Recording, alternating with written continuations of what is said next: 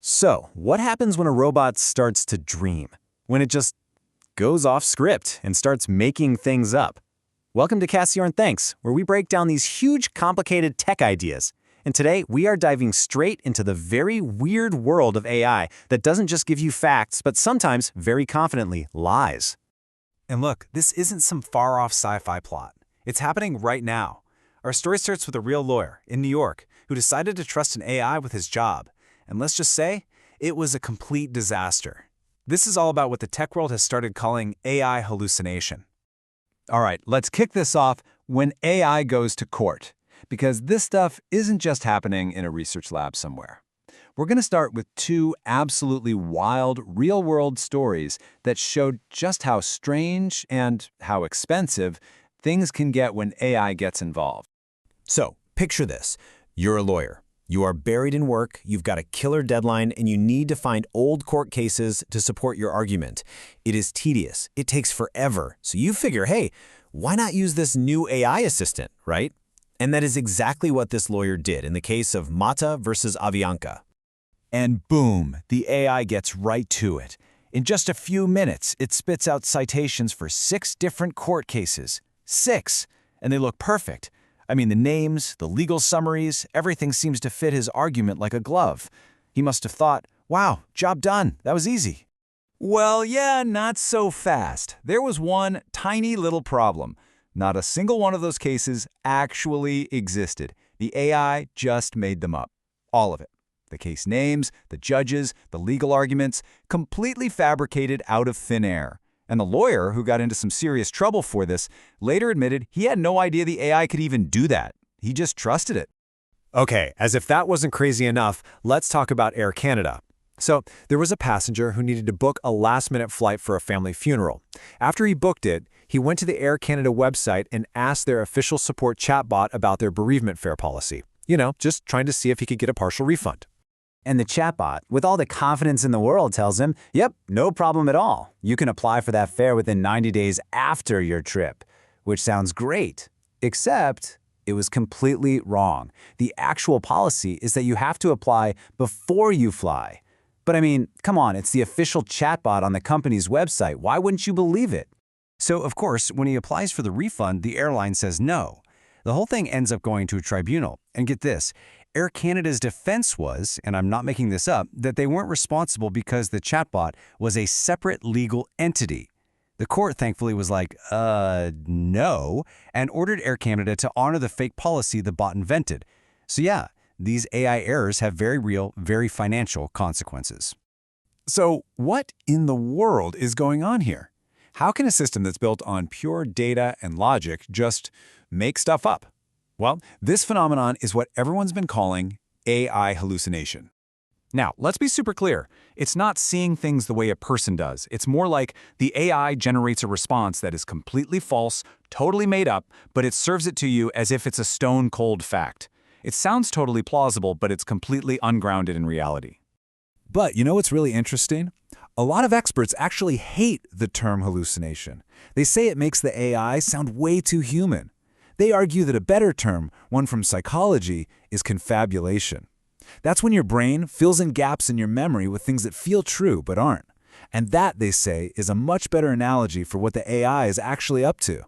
Some researchers take it even one step further. They say the most accurate term actually comes from philosophy. The term is bullshitting.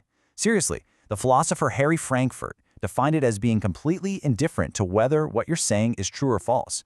You're not lying, because that would mean you know the truth. You just don't care.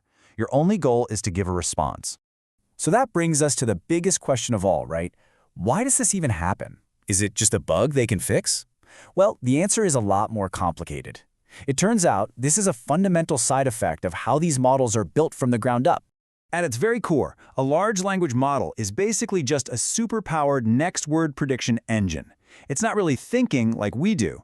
It reads the text you give it, and based on the trillions of words it's been trained on, it just makes a statistical guess about the most likely word to come next, then the next, and the next, stringing them all together into a sentence that seems to make sense. And here's the kicker, and this comes straight from the folks at OpenAI. The way these models are trained actually encourages them to guess. Think of it like a test in school, where you get points for a right answer but get penalized for leaving one blank. You're always going to guess, right? It's the same for the model. It's built to always provide an answer, not to say, I don't know. So this is the crucial point to remember. These systems are designed to be really good at fluency, that is, sounding correct over factuality, which is, actually being correct. Its number one job is to give you a sentence that's grammatically perfect and stylistically plausible. Whether it's true or not is secondary. And for a perfect and honestly hilarious example of this, somebody gave an AI a totally ridiculous prompt. They told it that scientists had discovered that churros, the delicious fried dough sticks, are ideal for home surgery. The AI didn't even blink. It just ran with it, confidently explaining how their shape is great for reaching tricky spots and the cinnamon sugar coating has antiseptic properties. It's absolute nonsense, but the grammar, flawless. But here is where our story takes a wild twist. We've talked about all the problems, the fake court cases, the made-up airline policies, the surgical churros. But what if this flaw isn't just a flaw? Seriously, what if this glitch is also a kind of genius? Think about what the AI is actually doing. It's performing a type of creative gap filling. It's generating totally new combinations of information. So what if you could point that tendency at a real problem and use it for something incredible? Well, that's exactly what happened. A scientist named David Baker and his team basically harnessed this hallucination tendency in AI. They used it to design millions of brand new proteins that have never existed in nature before. The AI literally dreamed up new biological structures, which led to huge breakthroughs and helped Baker win the 2024 Nobel Prize in Chemistry. The glitch became a tool for world-changing discovery. So, where does that leave us? We've got this technology that can fabricate legal cases on one hand and invent Nobel-winning proteins on the other. It really is the definition of a double-edged sword. Okay, so let's break down what to take away from all this. Number one, hallucinations are really a feature of how these things work, not just some bug. Two, fluency is not factuality. Just because an AI sounds right doesn't mean it is. And number three, this so-called flaw can also be an incredibly powerful engine for creativity and science if you know how to use it. And that leaves us with this massive question, one we're all going to have to deal with as this tech gets woven into everything we do. If an AI's biggest weakness is also the key to its creativity, how in the world do we decide when to trust it?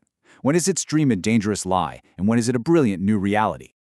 Thanks so much for joining us on this explainer. If you enjoyed breaking this down, be sure to subscribe to Casiorn Thinks on YouTube, Spotify, Apple, wherever you like to listen.